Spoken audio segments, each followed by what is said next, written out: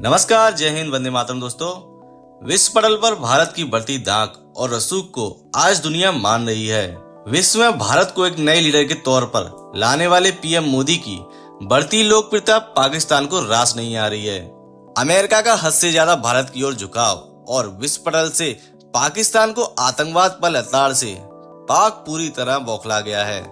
Pakistani media अपने मुल्क और दाने दाने को मोहताज कौम को छोड़ भारत अमेरिका दोस्ती पर फूट फूट कर रोता नजर आया। अमेरिका की कोशिश है कि भारत उससे न्यूक्लियर रिएक्टर्स खरीदे। हालांकि भारत ने अभी तक एक भी न्यूक्लियर रिएक्टर अमेरिका से नहीं खरीदा है। कि एक साजिश जो पाकिस्तान के खिलाफ हो रही है, पाकिस्तान की सलामती के खिलाफ, उसमें रंग भरना शुरू हो गए हैं। कि इस वक्त पाकिस्तान के पास क्या ऑप्शंस हैं? पाकिस्तान यकीनी तौर पे दबाव में इस सारी जियो स्ट्रेटेजिक जो बदलते हुई सूरत हाल है। और आई कांट बिलीव, मैं तो मान ही नहीं सकता कि हम एक मुल्क में रह रहे हैं। मैं तो मान ही नहीं सकता कि ये और हम एक प्लेनेट में हैं। अब दुनिया बदल गई है, हम कब समझेंगे कि अब वो दुनिया नहीं है। बिल्कुल दुनिया बदल गई है। ये है न्यू कोल्ड वार एरा, नई सर्द जंग। इसमें अमेरिका का महवर है चीन की बढ़ती हुई कुव्वत को कंट्रोल करना, और उसके लिए उसने भारत का इंतखाब किया है, जो भारत उनके साथ ब्लॉक में शामिल हो गया है।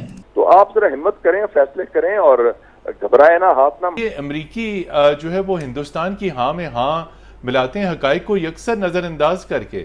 ये तो जो रेफरेंस दिया गया इसमें, तो यकसर जो है वो जहरीला पाकिस्तान दुश्मन, पाकिस्तान मुखालिफ और ताल्लुकात पे मनफी असर डालने वाला है, पाक अमेरिका ताल्लुकात पे। अब पहली दफे मैंने कभी अपनी जिंदगी में नहीं देखा कि दो मुल्कों के मुश्तरका एलानिये में तीसरे मुल्क को क्रिटिसाइज किया जाए।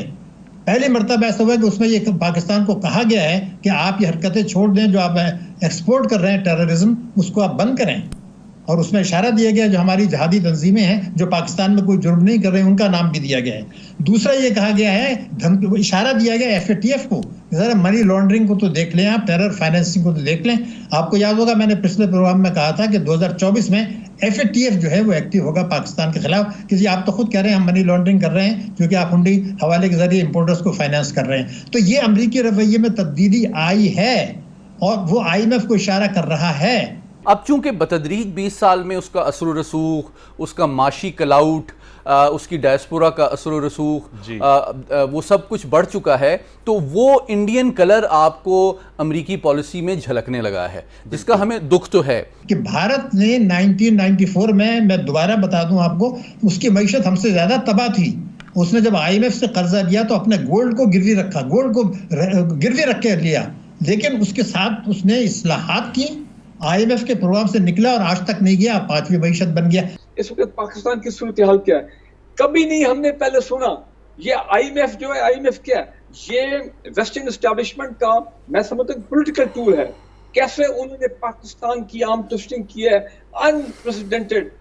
22 प्रोग्राम हम पहले कर चुके हैं। 4 महीने से आप देखेंगे किधर उन्होंने हमें हमारी आर्म ट्विस्टिंग की है IMF एग्रीमेंट के लिए। होता ये नहीं, वो भी 30 तारीख तक पता लग जाएगा। जो पाकिस्तान और अमेरिका के ताल्लुकात हैं और भारत और अमेरिका के ताल्लुकात हैं, अगर आप इसकी एक बैलेंस शीट बनाएं तो सिर्फ 3 डोमेन्स को आप कंपेयर कर लें: जियोपॉलिटिक्स, जियोइकोनॉमिक्स, सिक्योरिटी और इकोनॉमिक्स। बिल्कुल ठीक है। जियोपॉलिटिक्स में आपको अनबायस्ड, अनइमोशनल अंदाज में नज़र आ रहा है, जिस तरह सेनेटर मुशाहिद ने भी कहा कि वो उनका झुकाव मुकम्मल तौर पे भारत की तरफ इस हद तक बढ़ गया है कि उनकी तवक्कुआत शायद भारत से, चाइना के हवाले से गैर हकीकत पसंदाना लेवल तक पहुंच चुकी हैं। इसीलिए वो ट्रांसलेट हो रहा है बहुत ज़्यादा access to advance technology, to drones, to military cooperation, to joint interoperability, to joint production, वो सारी चीज़ों में। दूसरा पहलू सिक्योरिटी का है। सिक्योरिटी को भी मैं 2 बल्कि 3 डोमेन्स में मैं सब क्लासीफाई कर देता हूँ: स्ट्रेटेजिक या nuclear cooperation, conventional joint production और कोऑपरेशन, और तीसरा काउंटर टेररिज्म। देखें, इन तीनों डोमेन्स में आपको नज़र आ रहा है कि इंडो US न्यूक्लियर डील से लेके अब तक अमेरिका की कोशिश है कि भारत उससे न्यूक्लियर रिएक्टर्स खरीदे। हालांकि भारत ने अभी तक एक भी न्यूक्लियर रिएक्टर अमेरिका से नहीं खरीदा है। एग्रीमेंट हो चुका है। जी। दूसरा जो है वो कन्वेंशनल डोमेन में आपको नजर आ रहा है कि अमेरिका के भारत के साथ जो दिफाई ताउन है वो बहुत ज़्यादा बढ़ चुका है। भारत दुनिया का सबसे बड़ा डिफेंस इक्विपमेंट का इंपोर्टर है इस वक्त पूरी दुनिया में। और उसको आप पाकिस्तान से उस ताउन की क्वांटिटी और क्वालिटी को कंपेयर नहीं कर सकते। तीसरा शोबा है काउंटर टेररिज्म, उसमें यकीनन पाकिस्तान का एक कॉपरेशन अमेरिका के साथ चल रहा है, थोड़ा सा इम्प्रूव भी हुआ है और अफगानिस्तान के हवाले से हम उसको आगे बढ़ा रहे हैं। तीसरा पहलू है इकोनॉमिक्स। इकोनॉमिक्स में आप देखें, अमेरिका, जो बात हमारे नाज़रीन को बताना हकीकत पसंदाना अंदाज में ज़रूरी है कि India is not just on the receiving end, India 80 Arab dollar की एक्सपोर्ट्स करता है हर साल अमेरिका को।